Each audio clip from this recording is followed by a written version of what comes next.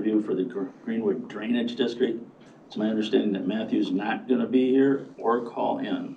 Is that correct? That's correct. He said he had some additional appointments come up for work and he can't allow at the time that it deserves, so he withdrew his application this morning. Okay, pardon? Or he withdrew? He withdrew. He withdrew his Oh, application. wow, I okay. guess we won't be doing that. Okay. Okay, well, Check that off the list. 5-1 and 5-2 are taken care of. We'll move on to presentations. There are none. The routine consent agenda. Is there anyone that would like to take anything off the routine consent agenda? We take off the Conservation District. Are they gonna discuss that a little bit with us? Okay. I mean, if we didn't pull it, your trip would be wasted. Okay. Just so they could tell us about it. And I will pull 7-1 myself. I'll make a motion to approve 7-2. We have a motion to approve 7-2, Second. seconded by Carl. Is there discussion regarding 7-2? No discussion, we'll go to vote. John? Yes. Joe? Yes. Carl? Yes. Lou? Yes. Jim? Yes. And I'll vote yes. 7-2 is approved. We'll move on to back to 7-1. The fee waiver, request to waive the fee, penalty fee. So, I'll move. we moved by Jim, seconded second by it. Joe. I pulled this off because I wanted to hear a little bit from our planning department why this happened, or if there's anything any further consideration we should be giving this. This is Mr. Raven, who operates a very small landscape business on his property where he and his family live. So it came to us as a violation. Someone complained that there was storage on the property. So we opened the violation. He kind of ignored us for a while. We ended up in court, just in OB court with him. And then he got on board and followed through and went through the process, and you guys approved it for the conditional use for landscape business. Okay, so it is approved. It is approved, yes. And how many acres are there? Do we know? I'm sorry? How many acres? I don't know off the top of my head.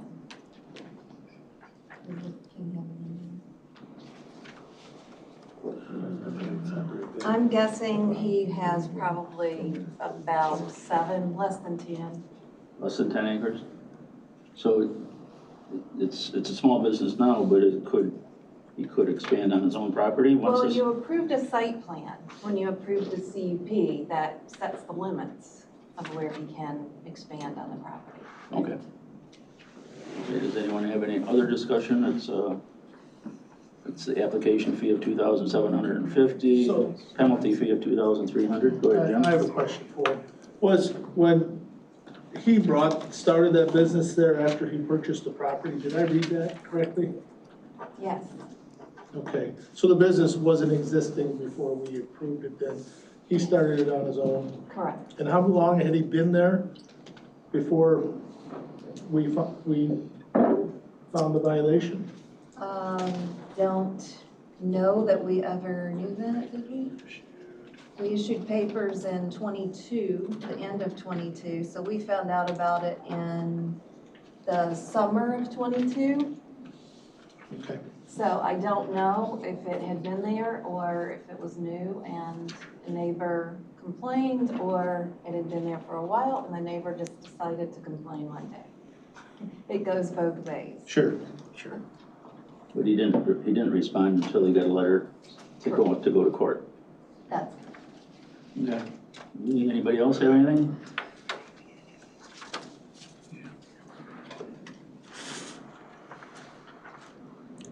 Nothing else? Okay. Just, operating, mainly it wasn't like on-site sales, right? He was just parking his vehicles and doing his day-to-day stuff. Well, he's got his conditional use permit. Right. He's paid his permit of $2,750, but the penalty was $2,300 because he didn't do it ahead of time like he should have.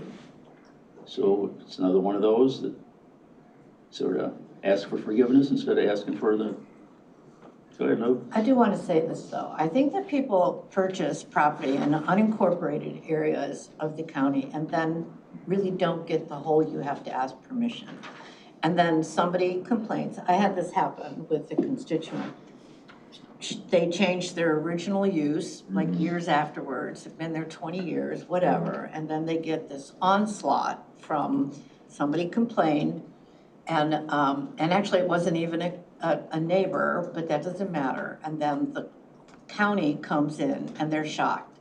And so I don't know that it's always, I don't know that it's always evasive. I think it's just a matter of, this is my land, I own it, I can do what I want to do with it, and then all of a sudden they find out they can't. And so, Right, I agree. yeah, I just don't think we should penalize people for that. Because quite frankly, I kind of feel the same way myself, I think, if I own 15 acres. I know I do. I'm the same way. Of the You same do? Yeah. mindset. I'm of the same mindset. Look at that, she agreed with two of us. What's Are you going sure on you're not a with Lou? Republican? We need to. This is starting to be a Oh my monthly God, thing. he's coming over to the dark side. Quick, inversion therapy is needed. Scary. Call for a vote. Okay, Yeah. anybody else? Okay. We'll go to vote on it then. Lou? Yes. Jim? Yes. John? Yes. Joe? Yes. Carl? Yes. And I'll vote no. It passes, and we'll move on to 7.3. I'll make the motion. Motion by Mr. Gottemiller for the Conservation District Second. budget, seconded by John. The Conservation District is here. Would you guys like to give up and give a little presentation? Is that why you're here, or you're just waiting for somebody to ask a question? We can do it however you like. I have a brief presentation for you. Please feel free to come on up and give us a little presentation. You can kind of slide deck. I mean, you gotta see it. All right, good morning, everyone. Good morning. Welcome. Welcome, glad to be here. Elizabeth Kessler, may I sit down? Is that okay for the presentation? Yeah, make yourself comfortable. Okay, thank you so much. Elizabeth Kessler, and it's great to be here with you this morning as Executive Director of the Conservation District, and we're here to, of course, present our fiscal year 2025 budget. Want to get started by some introductions here for those that may not know. We have two trustees that are here with us this morning, our board president, Chris Dahm, and our vice president, Lloyd Everard. And we have 7 trustees that serve the district in an appointed capacity. And this year you'll have 2 trustees that you will be appointing to our board, and they serve for 5 years. So we're really looking forward. It's been one of the best things, I believe, is the opportunity to evaluate for well-roundedness. And I know on this board, several of you, Joe, being a past board president, was my first board president when I came to work for the district. John is our liaison. You see the board in action. And the seriousness that they take to reviewing every matter that comes about, and is very diverse in the line of their duties. And one of their big responsibilities beyond obviously of hiring the executive director is the fiscal management of the organization, which is very much that keeps us operating and protecting these places. So again, very pleased to their leadership because we lean on them greatly. With the executive team, we have our executive team with us this morning. John Kramer, our Director of Operations, Planning, and Public Safety. Ed Collins, our Director of Land Preservation and Natural Resources.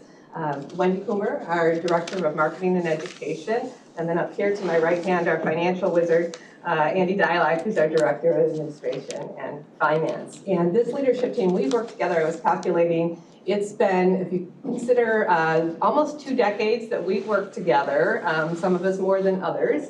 And if you add our professional years of experience, that's over 150 years of knowledgeable government service and talents and areas. So I'm very grateful to work with such a talented team as we work towards carrying out the district's mission. Our mission is to preserve and protect and restore, and we take this responsibility very seriously, as well as our vision. We adopted a strategic plan last year with 3 focus areas, that being the healthy landscapes of our people and wildlife, very important. Our second one is the visitor experience, as all of the individuals that come out to our sites and experience, and part of our tourism outdoor economy, having those places that are beautifully protected and scenic and healthy is really important to build that economy for all those that want to come out and canoe and hike and fish.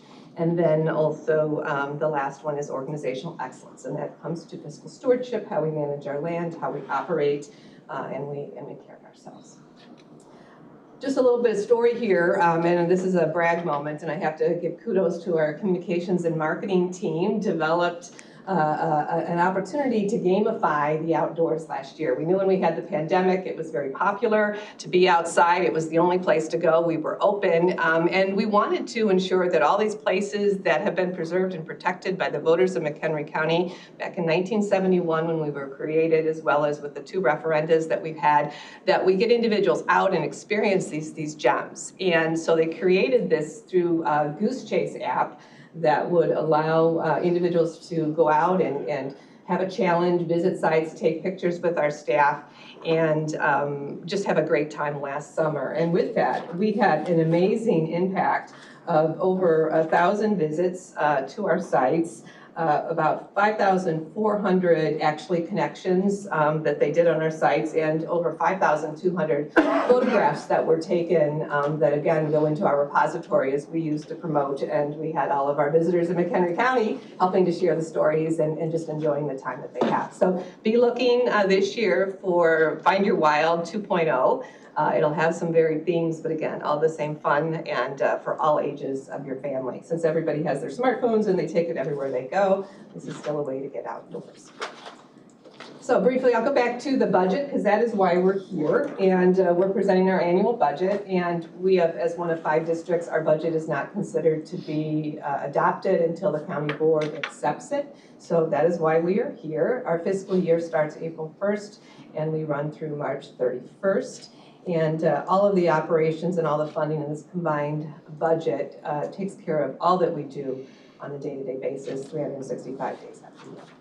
Very proud of our finance team and our board for receiving the Distinguished Budget Presentation Award. We receive that every year that we began submitting our budget for that award through the Government Finance Officers Association. I'm aware that the county does that as well, but it makes it an easy read. So again, the key is that anybody can pick up our document and fully kind of understand what is happening within the Conservation District. We begin in September with our levy. And where we are today, we've already done our tentative, our board has adopted our budget, and for most conservation districts, they would be complete at this time. But for us, we're in front of you. Normally, we've gone to finance and audit. It's varied for year to year. So we really appreciate having the opportunity just to share some highlights with you in hopes to just to help you understand the investments that we're making and the decisions that we take care of on a day-to-day basis. From here, we're looking forward to having the county board accept our budget, so we're all complete, so we can begin our fiscal year on April 1st with an approved budget. We do have in our statute up until June to have the budget ordinance accepted. It's just in the first quarter of our fiscal year. I want to briefly go over our funds, since we are supportive as a taxing body. And there are 3 tax levy funds, and I apologize for the size on the screen. They're very small, but I will provide PowerPoint so you have that, and all of the information is in the budget document. We have 3 funds that are levy funds. One is our general fund, which handles all of the operations of the district, all of our personnel expenses, Social Security, IMRF, all of that. There's not a separate pension fund. It's all within the general fund.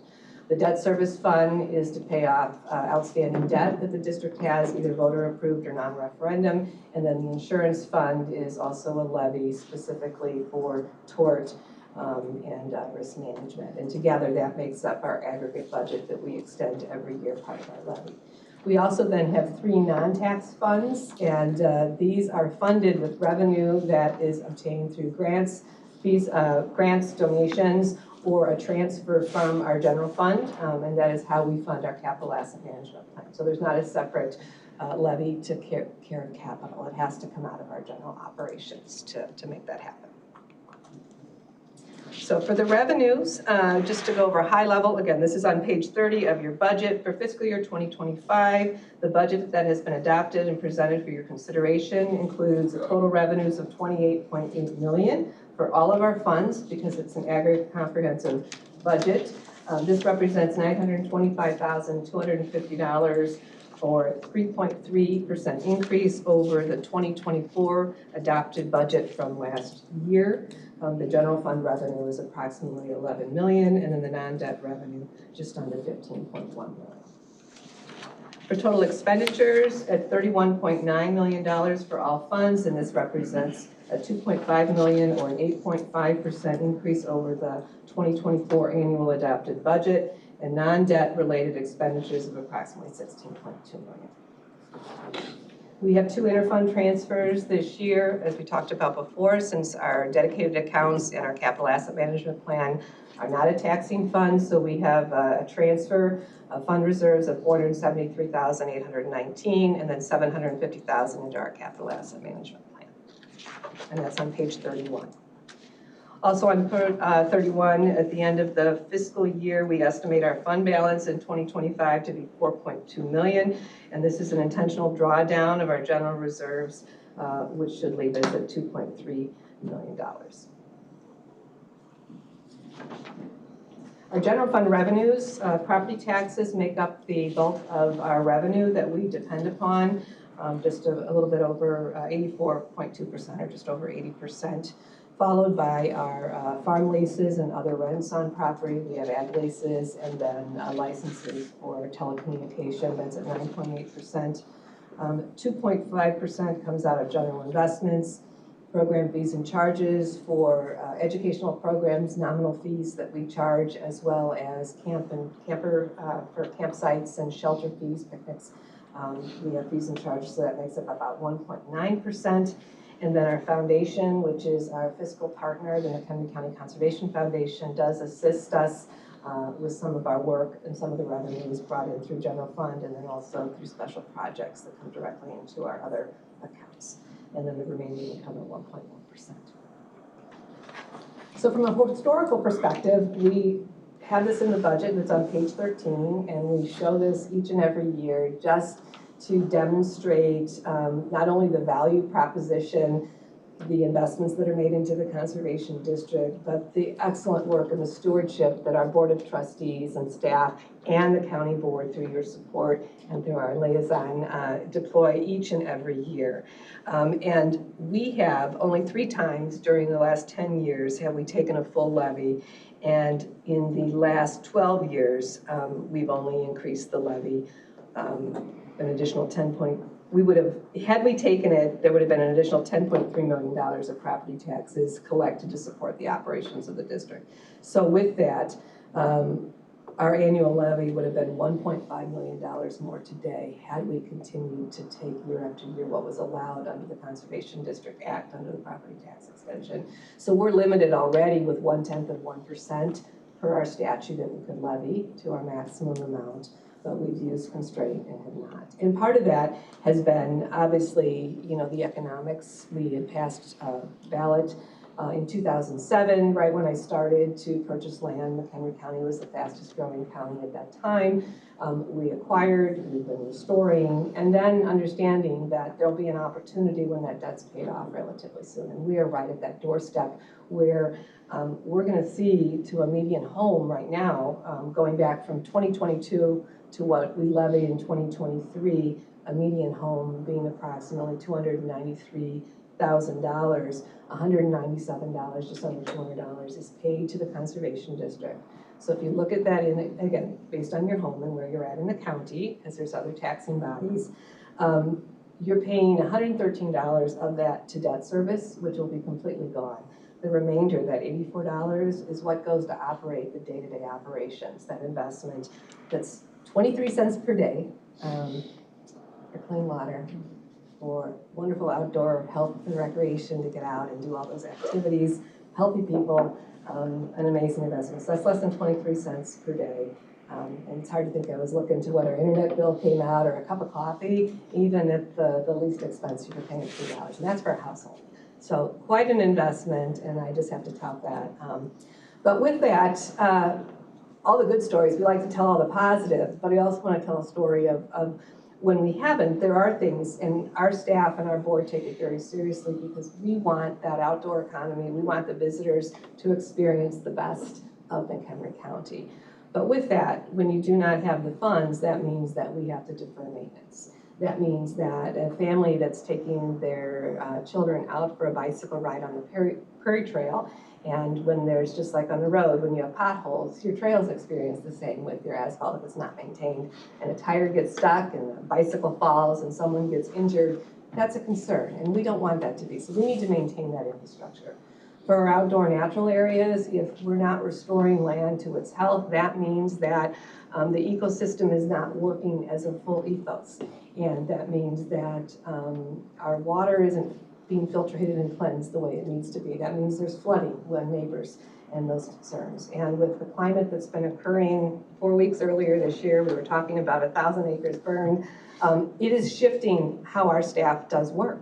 Normally during off-season, we do winter activities. We're a 4-season business, but if we're not plowing snow, our team would be doing research, developing plans, getting everything in queue for our visitor season, which picks up greatly during the warmer months. But we have to shift. That means our work needs to get done in a more concentrated effort. That means more people are out on our sites more times during the year, and therefore that means that we need to be ready. We need to remove limbs off the trails. We need to make sure they're safe. We need toilet paper for our custom stations, you know, for the privies. And so all of that shifts. So if we defer and we don't have the resources, then that backlogs, and that's more costly into the future. So with that, with our budget, I just want to go over some highlights here of the general fund takes care of our capital expenditures, and we have 1.4 million in capital outlays. We have reappropriations of $475,000 from last fiscal year for vehicles, and then an additional $973,400 for this year. The district, we have 20 vehicles that were budgeted with a reappropriation and this year to be replaced. We have all of our vehicles on a repair and replacement schedule, and unfortunately we had supply and demand. I'm sure the county had as well during the last several years, and that challenged us, but we're trying to get everything back in queue, and with the help of the county and McDOT, we're doing some collaboration on our purchasing. Also included would be things such as infrastructure of repairing the shelters, roofs, furnaces, trails, roads, and parking lot, and any computer IT comes out of our general fund. The other big item, which is the biggest expense item out of our general fund, is our personnel. And personnel makes up just under 80%, 77.9% of our budget, including salaries, wages, and benefits. This is 74 full-time within the general fund. We have 3 additional full-time team members that are out of our dedicated accounts that are funded through grants and other donations, and 10 part-time staff. For this year, our board supported a 4% economic adjustment for non-bargaining employees, and then our local 150, which is our park rangers out of our operations team and facilities department. Our Fraternal Order of Police is our other bargaining group. Their bargaining agreement expired on March 31st, so they are without an agreement. We are continuing to negotiate with them. And we also had done last year a classification and compensation study with GovHR, since we were falling behind with our wages and compensation. So we did make those adjustments this fiscal year, and we also then implemented we always had a 4-7, and we added a 15th tier for 15 years. We were finding at the midpoint compression of our staff with everybody obtaining the same wages, so we need to separate. And with that, we talked about retention. That is another area. Being with the reputation and the agency that we have and our expectations, we are seen by others to poach from, to take our staff and to have them be desired to work someplace else. And we do what we do because of our talent, so we want to maintain that. So that's really important, and that takes up our budget. Another chart that we show year to year is just how the district has grown with acres that have been protected, and you see that that has been relatively flat. So we're not acquiring a lot of new acreage. We're taking care of what we have and maintaining what we have, but there are gifts that come to the district, and a lot of this has been leveraged. We have actually two that are in the works that were approved just last month. Thielen Sand and Gravel has donated a piece of property that's coming to the district to add to our Goose Lake, as well as a land trust out of Spring Grove area has also in the works of wishing to donate a piece of property to the district. So we do that, and then, but our staffing to take care of that has remained relatively constant. And we have more people coming out to our sites, and obviously we talked about the changes in the environment that's creating more time and more hands on deck, so that's challenges. The other piece that's not part of this story is our volunteerism, and we leverage over 500 volunteers that help us do our work. And that's just under approximately $300,000 that they add into assisting us each and every year through seed collection to being ambassadors, and we're just so grateful for their stewardship. The comparative summaries just shows the full from year to year from each of the budgets, so that is on page 48. Did we get that? Excuse me, one second. Yes. Did we get that? Because I don't remember seeing Didn't it. see it. Did you send that to us? I did, yes, and I can resend it so you have that. It's on the transparency portal as well, and so the full budget looks like this. So if you didn't get that, we'll make sure that you have it. No one's seen this? No.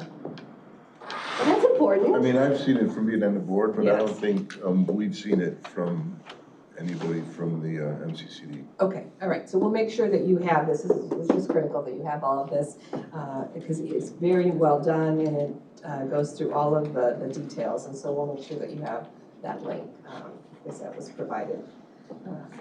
In our communication here. One other thing I noticed at your earlier slide, you may not have picked up, we moved our board meeting, it's not the 19th, it's the 26th. Your eyes are coming Okay, on it's the election 19th, day no one's too. gonna be Yeah. here. All right, thank you for that. That's a good move. Thank you for that. All right, so let me just go over briefly. I want to be respectful of your time. The other big piece is that we talked about our debt service and what that is and how that's going to be paid off in 2026. We'll be debt-free. Outstanding debt, and this is on page 128, we're at $43,980,000, $850 debt outstanding. Of that, the $37,600,000 is the voter-approved general obligation bonds, and then the remainder, the $2,385,000, is the debt certificates that were used to acquire land through the retirement of an installment agreement. So all of that will be coming off the books. Conservation projects, these are listed on pages 101 and 107, and there's a variety of conservation projects that are going forward this year. We're seeing about 625 acres of restoration down by the Kishwaukee watershed area, the Coon Creek Conservation, that was part of an open land trust agreement. Kishwaukee Mitigation Bank Engineering, we've had a very successful School Spring Mitigation Bank where we are still selling credits for. We've been in conversation with McHenry Division of Transportation on opportunities to pick up those sales, but that has worked very well, and then we hold that bank in perpetuity. We're working with the Wisconsin Department of Natural Resources on the in open lands and the Friends of Hackmatack with the rusty patch bumblebee, which is a species of greatest concern. Our pollinators are vitally important as we see declines also in our monarchs, and so efforts to study and understand that a little bit more and to protect those areas. And then a boger bog hydrologic restoration project, which is more in the southeast side of the county. And many of these projects are grant revenue, grants that are leveraged and with the assistance of our Conservation Foundation that we have helps apply for not only state and federal grants, but also tapping into some private philanthropy for those projects. Sites and trails, these are large capital projects that are above and beyond just the regular day-to-day maintenance, because some of that's in the general fund, but we also, it takes a lot more to do these and to plan and schedule, and then we do seek grants and opportunities for this. So our Prairie Trail, which is our largest linear park that we do own from one side of the county all the way north, is 20 years old and it's showing disrepair. So we've been out there, we've been making great efforts to do the overlays and do the replacements. And we've been seeking grant funds to help us leverage that, but with a lot of grants are not favorable. They love to have new shiny things. And repairs and replacements that are critical maintenance are not necessarily well favored in grant funds. But we've been doing what we can. So you're going to see the north part this year, which is the intersection of the Prairie Trail at Harts Road at Glacial Park. We'll see some surface replacements. The Prairie Trail Link, which is in Crystal Lake, Hillside Road to Lorraine and Stearns woods. And then also, the biggest area I think you're gonna see is the Hollows Conservation Area in Southeast County. We applied for 2 grants, received a OSLID grant, and so there'll be trail enhancements to pave that surface for accessibility around Lake Atwood, as well as Americans with Disabilities Act boat canoe launch to get onto Lake Atwood. So that'll be helpful, and again, servicing the community so they're able to enjoy the experiences like everyone else and be able to self-transfer and get out on the water for fishing. Also you'll see some historical properties, there's a bunch here, historical properties that we are focused on, painting in Glacial Park, the Powers Walker House, also redoing the deck out on the Weedrick Barn. On the North Branch, the McConnell home will be receiving some paint. And then in Brookdale, the Kennedy roof, which is across our way, we'll be looking at roof repairs or replacement there. And then there's just some general abatement that needs to be done, asbestos in Brookdale and at the Glacial Park. There's a big white barn that needs to have that removed. So again, we're leveraging grants, private donations, our foundation. I can't speak, I'm so just favorable to all the great work and the volunteers and that they have to help us stretch our dollar and to match that with the levy that we do get. We match that with the foundation and to be able to do more for the residents. So I said a lot. Any questions that you may have more specifically? And I do apologize that you don't have this information in your hands because you'll find it to be an easy read and a lot of great information. Yes, Jim. Yeah. Go ahead, Jim. You know, it does make it difficult, since we didn't get this, to sit there and vote on this. I have difficulty on this. And I have a couple of questions and statements, I guess. One statement is I know with a limited budget, you talked, the very last thing you talked about was repairing some of the properties and different things. One thing that kind of drives me wild about it is we bought all these farms up over the years, and I'll bring in where the buffalo are out there on Pleasant Grove, Pleasant, whatever that is. Road.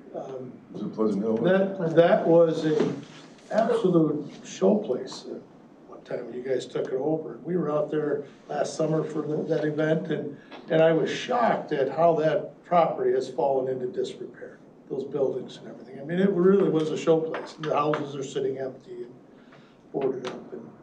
And what are the plans for that? For those buildings and houses? I mean, are you going to fix them, or are you going to tear them down, or what? I mean, if you're going to fall into disrepair, you just about need to tear them down, or figure out a way to utilize those facilities. And that one came into my mind as, gosh, that'd be a great farm lease for that. But I know you have the buffalo there now, so that's out of the question. But for someone to have that as a kennel operation, but someone probably doesn't want that at this point because of the disrepair on the buildings. So that's kind of my issue here. We spend a lot of money on a lot of things, and I know you need the wages and everything else with the increases. The inflation's killing us, and I know we spend a lot of money. My issue is we bought these properties up over the years, and these beautiful buildings, and we haven't utilized them. And I'd love to figure out a way that you guys could utilize those buildings and those sites. And then, so that's just the statement part. Now, my other part on the budget, what was your levy increase you took there? It was like $1.5 million, and I couldn't hardly see it, but it was like $1.5 million you took an increase in levy this year. The total levy, Was that 5%? 4%. No, 4%. 4% you took? Okay. Less than. We only captured 77% of available PTEL. Okay. So 23% we forfeited on, like the board's done basically every year for the last decade. Okay. And that's one of our higher levies. I mean, we've had some where they're neutral and some where it's only going up 1 or 2%. Okay. Jim, finish. Okay. All right, and then, so most of that is going toward, I mean, basically you're spending it all, levy, you're spending it all. Your debt service you talked about, you have essentially 3 years to pay off your debt service. You've got about 43 million, I think, It's all there, and you're paying off about 14 million a year. So when that debt service is gone, what happens at that point? Well, the debt's retired, so The debt's retired. the debt's so- retired. The total tax levy of the district, after the 2025 will be the last debt service levy, so in 2026, our total tax levy will go down to 60%. It'll go from 14.1 million to 0, and that'll all be left then is the PTEL levy. So the levy will fall off. Is there a plan for that to I guess you'd have to run a referendum to issue a new bonds? So the district has been looking at how best to position the district from a conservation financing strategy, short-term, long-term, because we have all of these wonderful places. And so there is an opportunity, our board is still in conversation. The debt is off, so we're not looking, at this particular time at any general application, but it would be a question the board would advance to the voters if there's an opportunity to reinvest back into, as we said, it's that 23 cents a day, that 84 that's going towards the operations. That's how we take care of. So those buildings, when we've acquired property, we've picked it up. That is really important for groundwater recharge, healthy for plants and animals and for people. The second phase, once as an organization, and we're just over 50 years, is we move into that next phase. It's maintaining what we have. It's making sure those places are healthy. And then when we've acquired properties, sometimes the buildings are acquired for reuse because they may have a historical value. Many a time, that's not the intent. We had no choice but to accept them with the purchase. And so they would then be moved on a demolition list when those funds are available. And so some are in that status, and within the budget, there is some funding for demolition. We take care of what we can every year to take those down so they're safe. And then we can begin to do the master planning for a site to get public with trails and those public access improvements. I think I've asked. Lou?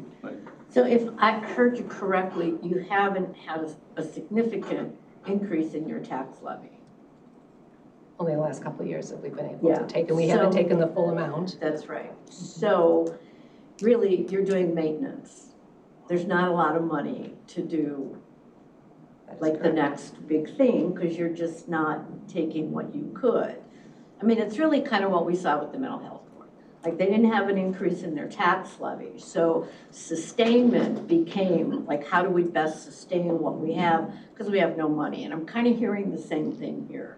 So if we really wanted what Jim is talking about, we would have to increase the levy, which everybody can sort of walkie, right? But when you talk about it in terms of 23 cents a day, it's pretty minuscule for all the wonderful opportunities provided through the Conservation District. So I understand. I mean, I think Jim's question is well asked, but then it's the burden or the responsibility lies with the voter.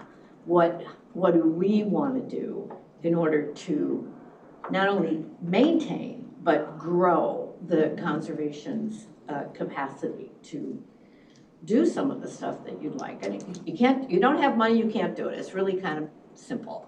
Right, in a deferred, it gets more costly, and we've had the same inflation and obviously experiencing as other units of government, and we're not having those other, we see the visitor economy, we see sites, but we don't have a motor fuel tax, we do not get the distributive tax, we don't have sales tax. So we are dependent on leveraging what we do have and to take that piece of pie and to split it, and we've been doing the best we can with what we have. We get very creative, but. Well, and I think we're hearing a thread that's running across departments, a talent drain, people being pirated from other counties, coming in and taking our talent, which, yay, that says something about our development that we provide to our employees. The not competitive wage, we've heard that from 3 departments now. So I think for me, I'll just speak for me, the conservative move on the part of the county board to not increase revenue has had a significant impact on this county's ability to be competitive, to sustain and grow what we have. That's just, and I don't dig deep, so I could be completely wrong. It would not be the first time. So thank you very much. This was surprisingly easy to understand. Thank you. John, did you have something? Well, I think one of the things that is always kind of lost in the interpretation of your presentations is, the wages and the benefits.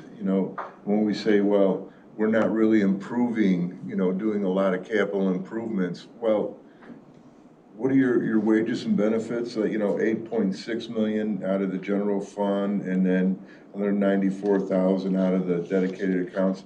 These are people that working every day, like Ed, out in the field and maintaining the property. It's not like they're painting every house that they have on there or barn. They're actually maintaining the land, right?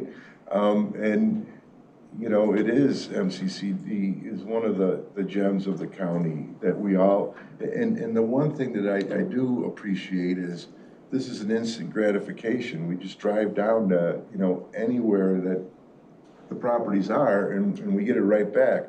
Although we don't have a driveway through the Buffalo farm. I think we need a viewing and driving. We need a dom, a dom drive-through so we can easily view those buffalo that we're.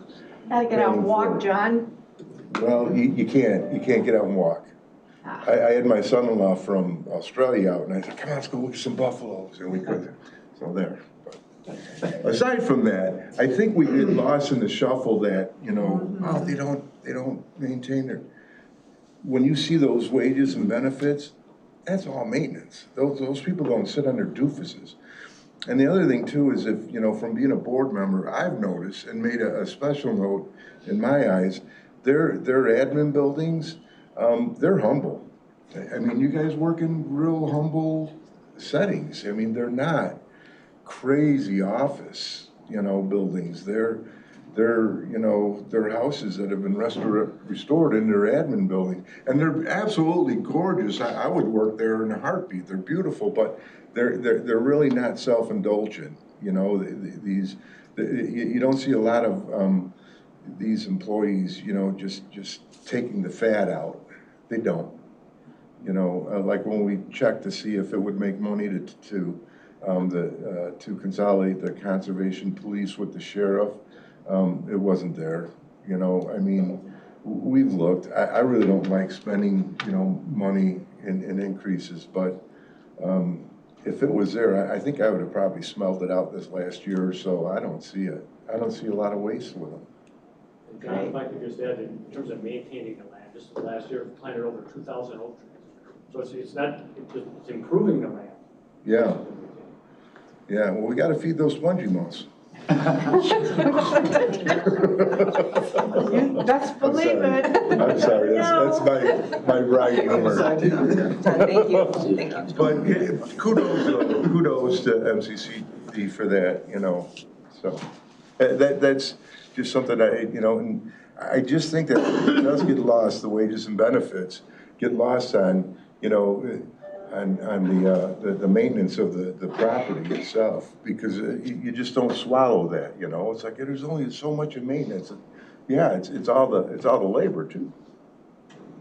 There's a lot of invaders that keep coming in between. Yeah, those spongy moths. Spongy moth and buckthorn and Bradford pears and Phragmites and et cetera. Garlic mustard.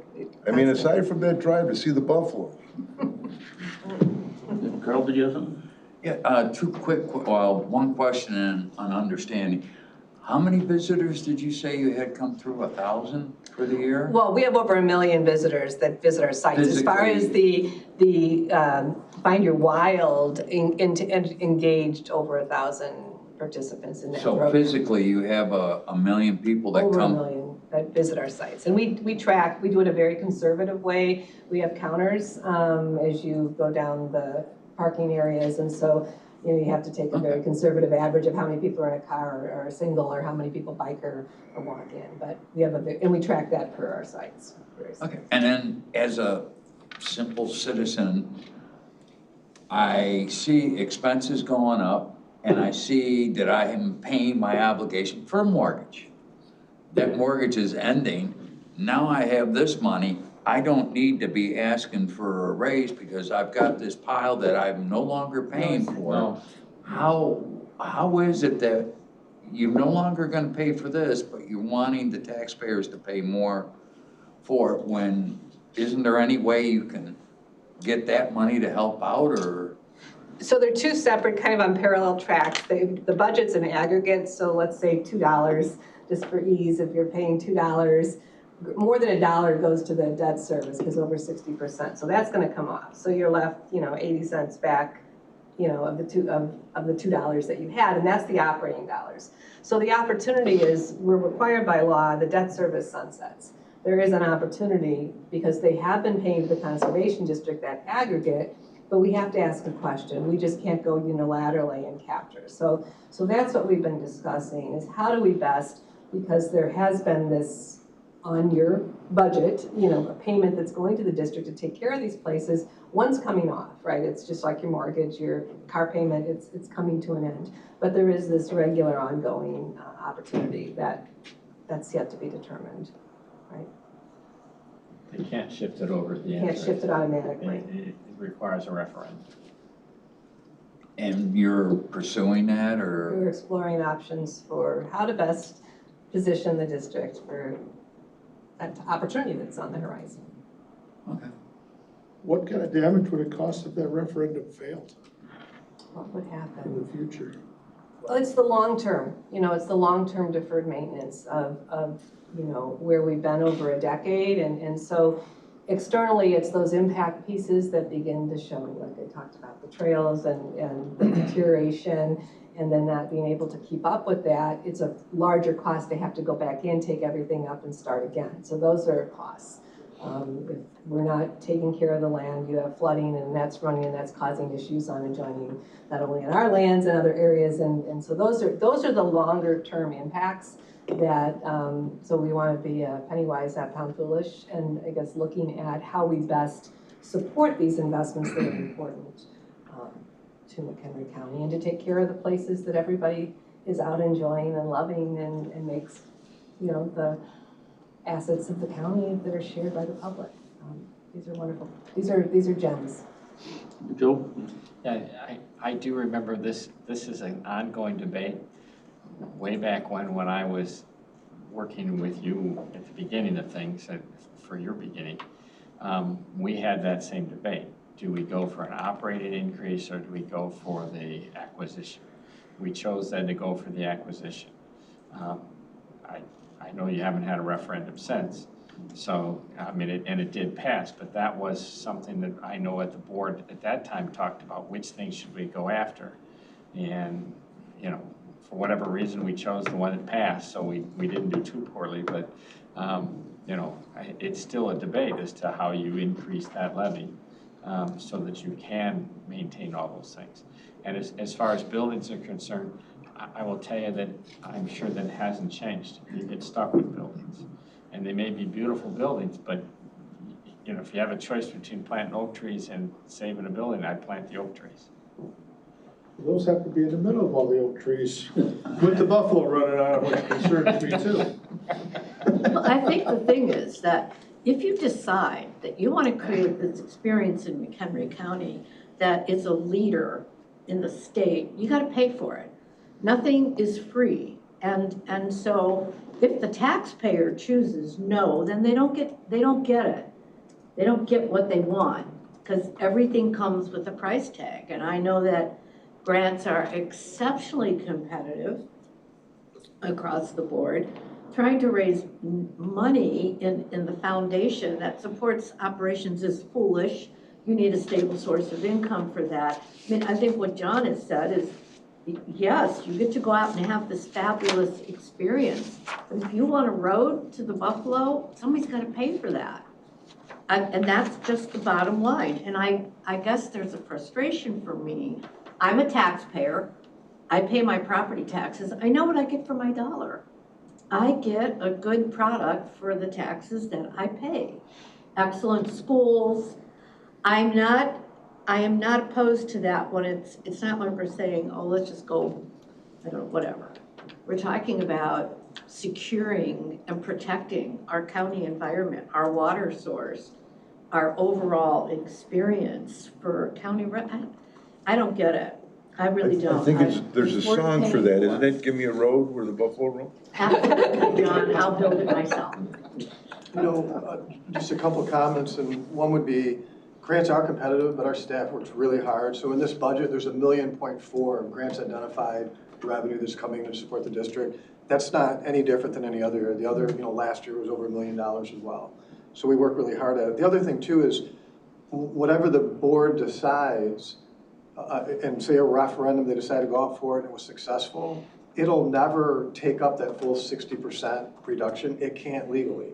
We legally couldn't ever have a levy that would fill that hole. So right now, as you look at it, even if we were able to take the maximum increase to our PTEL, you'd still have a 40% overall reduction in total taxes for the Conservation District in the levy 2026 year. That's assuming they went with a referendum and it was successful at the maximum amount. So that's, everybody's talking about, well, the taxpayer should be willing to pay more. They're gonna pay less. It's gonna be a 40% reduction, minimum. And if it fails, it's a 60% reduction, period. And there's nothing, we can't shift that debt service levy. It was issued legally for referendum approved debt. It was issued at the time the debt was issued, so when they're paid off, the levy disappears. You can't shift it. And that's been all part of the planning and the strategy of holding and making difficult decisions, but long-term time, year after year, that it gets more costly. So let's take care of these places that are important, and they are important to the residents. Okay, anything else, or we're ready to vote? I just want to say that was probably the best statement of the day right there. Thank you, Andy. So- That's why you start Because finance. it does tell you what's, not gonna have that big of a debt in the future if they pass that referendum, and that part has to be sold on their part to pass that. It's a Referendum's tough gonna- message, because That's exactly, your taxes are gonna go down either way. yeah, And do you wanna do it on 40% or 60%? right. Okay, well, thank you very much for your presentation. Thank you so much. I appreciate your time. Thank you for all that you do and your support. We'll go to vote. Joe? Yes. John? Yes. Lou? Yes. Jim? Yes. Carl? Yes. And I'll vote yes. That'll go to the county board. We'll hit the entire budget document out for the full board. Great. I didn't wanna put it in the agenda packet. It's not in the finance agenda packet, we can get out to the full board ahead of the count. Thank you. Next is old business. Maybe this would be a good time. Peter said Mary Downer here, yeah. Yes, she was. She's gone. Renee, you can help me, and maybe I can go track down Mary, but. I think we lost her on the Buffaloes. I know that. She left to build the road. I know that Mary's feeling very good about where the Regional Planning Commission is right now, after 2+ years of hard work. The last meeting was real successful, and the draft documents have been received very well. I think we are heading towards our final working meeting on March 28th. Thursday night at 6. Talking to Chairman Bueller about maybe coming in and saying some thank yous, but if things go as planned, it'll be the final working meeting for the Regional Planning Commission, and then we'll move to 3 open houses. 2 will be in person and 1 will be virtual. That will be in April and maybe early May, and then we got to talk about how fast to get this to the board. But things are moving well. What am I forgetting? Nothing. Good. Okay. Sounds good. And so I wish Mary, I think that's what Mary was here to tell you. Okay. She came in to my office last week just glowing. And she's very happy with things and where they are right now. Well, that's good to hear that we got that on track. And if Mary steps back in before the end of the meeting, we'll certainly thank her and ask her if she wants to speak. So that moves us on to the reports, the ZBA hearing officer reports. Renee? Gonna bring us up to speed on Sure. what we got? You have 3 this month. Thanks for coming. Yeah, thank you. Thank you so much. Thank you. You have 3 this month, and there is 1 solar farm. The first one on your list, Myers, is a renewal for a landscape business with outdoor storage. And the second one on your list is Lazzarelli Properties. That's on Hilly Way and Crystal Lake Road. It's an old barn that was a restaurant, and I can't remember the name of the restaurant, ages ago. It's just sat there vacant. Mr. Lazzarelli has purchased the property and plans to run his roofing company out of it, which is what we call an off-site services business. So it requires a conditional use in the B2 district. So he went to his hearing, there was no opposition. We've talked to him about landscaping and screening from the residents nearby and that sort of thing. And the zoning board is recommending unanimously to approve that use. They even felt that it was a less intensive use on the surrounding residents than the restaurant was in the past.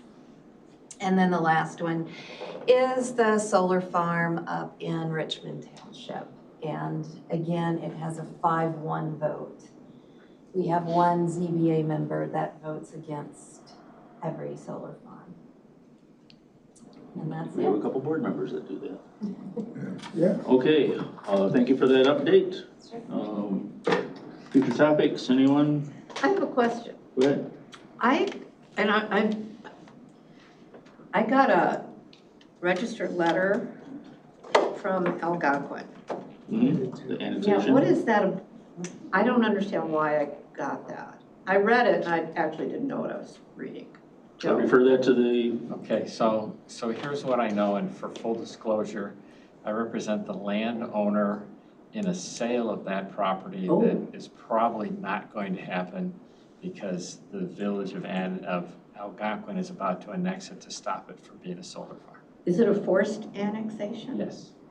And they have to give you notice under the statute that they're about to take it in. And currently it's It's unincorporated. currently unincorporated. The Okay, piece of I property, got it. if you're looking for it, if you're on route on 62, when you cross the river, there's a jewel, it's behind the jewel. Oh. And I don't represent the solar farm, I represent the seller of the land.